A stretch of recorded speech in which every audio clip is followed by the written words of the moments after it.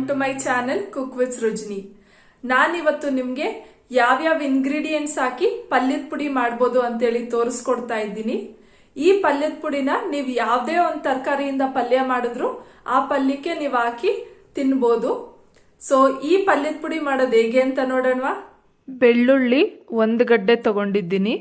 ಬ್ಯಾಡಗಿ ಮೆಣಸಿನ್ಕಾಯಿ ಒಂದು 15ರಿಂದ 20 ತಗೊಂಡಿದ್ದೀನಿ. ಕಡಲೆಪಪ್ಪು ಒಂದು ಚಿಕ್ಕ ಗ್ಲಾಸಲ್ಲಿ 1 ಗ್ಲಾಸ್ ಆಗೋಷ್ಟು ತಗೊಂಡಿದ್ದೀನಿ. ಜೀರಿಗೆ 1 ಸ್ಪೂನ್, ಒಣಕೊಬ್ಬರಿ 1 ಚಿಪ್ಪು. ಸ್ಟವ್ ಹಚ್ಚಿ ಬಾಣಲಿ ಇಟ್ಟು ಸ್ಟವ್ನ ಲೋ ಫ್ಲೇಮ್ನಲ್ಲಿ ಇಟ್ಕೊಂಡು ಬ್ಯಾಡಗಿ ಮೆಣಸಿನ್ಕಾಯಿನ ರೋಸ್ಟ್ ಮಾಡ್ಕೊಳ್ಳೋಣ.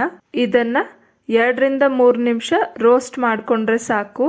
ರೋಸ್ಟ್ ಮಾಡಾದ್ಮೇಲೆ ಒಂದು ಪ್ಲೇಟ್ಗೆ ತೆಗೆದಿಟ್ಕೊಂಡು ತಣ್ಣಗಾಗೋದಕ್ಕೆ ಬಿಡೋಣ. ಅದೇ ಬಾಣಲಿಗೆ ಜೀರಿಗೆ ಹಾಕಿ ರೋಸ್ಟ್ ಮಾಡ್ಕೊಳ್ಳಿ. ಜೀರಿಗೆ ಹಸಿ ವಾಸನೆ ಹೋಗಿ ಗಮ್ ಅಂತ ಸ್ಮೆಲ್ ಬರೋವರೆಗೂ ಹುರಿಬೇಕು. ಜೀರಿಗೆ ಹುರಿದಾದ್ಮೇಲೆ ಇನ್ನೊಂದು ಸಪ್ರೇಟ್ ಪ್ಲೇಟ್ಗೆ ತೆಗೆದಿಟ್ಕೊಂಡು ಕಡಲೆಪಪ್ಪು ಹಾಕ್ಕೊಳ್ಳೋಣ. ಕಡಲೆಪಪ್ಪು ಹಾಕ್ಕೊಂಡಾದ್ಮೇಲೆ ಸ್ವಲ್ಪ ಹೊತ್ತು ಕೈ ಆಡಿಸಿ. ಅದು ಸುಮ್ಮನೆ ಬಿಸಿ ಆದರೆ ಸಾಕು, ರೋಸ್ಟ್ ಮಾಡೋದಕ್ಕೆ ಏನು ಹೋಗಬೇಡಿ. ಈಗ ಇದನ್ನ ಸಪ್ರೇಟ್ ಪ್ಲೇಟ್ಗೆ ತೆಗೆದಿಟ್ಕೊಂಡು ಸ್ಟವ್ ಆಫ್ ಮಾಡ್ಕೊಳ್ಳಿ. ತುರಿದಿಟ್ಕೊಂಡಿರೋ ಒಣಕೊಬ್ಬರಿ ಹಾಕ್ಕೊಂಡು ಬಾಣಲಿನಲ್ಲೇ ಬಿಟ್ಬಿಡಿ. ಅದು ಬಾಣಲಿ ಬಿಸಿ ಆದರೆ ಸಾಕು, ರೋಸ್ಟ್ ಮಾಡೋದೇನು ಬೇಡ. ಈ ರೀತಿ ವಾರಕ್ಕೆ ಅಥವಾ 15 ದಿವಸಕ್ಕಾಗೋಷ್ಟು ಪಲ್ಯದ ಪುಡಿನ ಮಾಡಿಟ್ಕೊಂಡು ಪಲ್ಯ ಮಾಡಿದಾಗೆಲ್ಲ ಹಾಕ್ಕೊಂಡ್ರೆ ಪಲ್ಯದ ಟೇಸ್ಟ್ ತುಂಬಾ ಚೆನ್ನಾಗಿರುತ್ತೆ.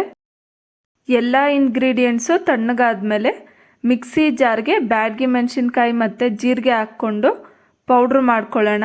ನಾವು ಈ ಪಲ್ಯದ ಪುಡಿನ ಕೊನೆಯಲ್ಲಿ ಸ್ಟವ್ ಆಫ್ ಮಾಡಿದ್ಮೇಲೆ ಪಲ್ಯಗಳಿಗೆ ಹಾಕ್ಕೊಬೇಕು. ನಾವು ಸಾಮಾನ್ಯವಾಗಿ ಪಲ್ಯಗಳಿಗೆ ಲಾಸ್ಟಲ್ಲಿ ಕೊಬ್ಬರಿ ಹಾಕ್ಕೊಂತೀವಲ್ವ, ಹಾಗೆ ಪಲ್ಯದ ಪುಡಿನೂ ಸಹ ಕೊನೆಯಲ್ಲಿ ಹಾಕ್ಕೊಬೇಕು. ಸ್ವಲ್ಪ ಪೌಡ್ರ್ ಮಾಡಾದ್ಮೇಲೆ ಇದಕ್ಕೆ ಒಟ್ಟು ಸಮೇತ ಬೆಳ್ಳುಳ್ಳಿ ಹೆಸಲು, ಕಡಲೆಪಪ್ಪು ಮತ್ತು ಒಣಕೊಬ್ಬರಿನೂ ಸಹ ಹಾಕ್ಕೊಂಡು ಸ್ವಲ್ಪ ತರ್ತರಿಯಾಗಿ ಗ್ರೈಂಡ್ ಮಾಡ್ಕೊಬೇಕು.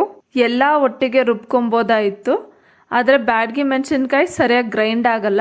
ಅದಕ್ಕೋಸ್ಕರ ನಾನಿಲ್ಲಿ ಫಸ್ಟ್ ಬ್ಯಾಡಗಿ ಮೆಣಸಿನ್ಕಾಯಿ ಮತ್ತು ಜೀರಿಗೆನ ರುಬ್ಕೊಂಡು ಆಮೇಲೆ ಮಿಕ್ಕಿರೋ ಇಂಗ್ರೀಡಿಯೆಂಟ್ಸ್ ಎಲ್ಲ ಹಾಕಿ ರುಬ್ಕೊಳ್ತಾ ಇದ್ದೀನಿ. ರುಬ್ಬೇಕಾದ್ರೆ ಮಧ್ಯದಲ್ಲಿ ಒಂದ್ಸಲಿ ಮಿಕ್ಸ್ ಮಾಡಿ ಮತ್ತೆ ರುಬ್ಕೊಳ್ಳಿ. ಈಗ ಪಲ್ಯದ ಪುಡಿ ರೆಡಿಯಾಗಿದೆ. ಸೊ ನೋಡಿದ್ರಲ್ಲ ಫ್ರೆಂಡ್ಸ್, ಪಲ್ಯದ ಪುಡಿ ಮಾಡೋದು ಹೇಗೆ ಅಂತ ಅಂದ್ಬಿಟ್ಟು.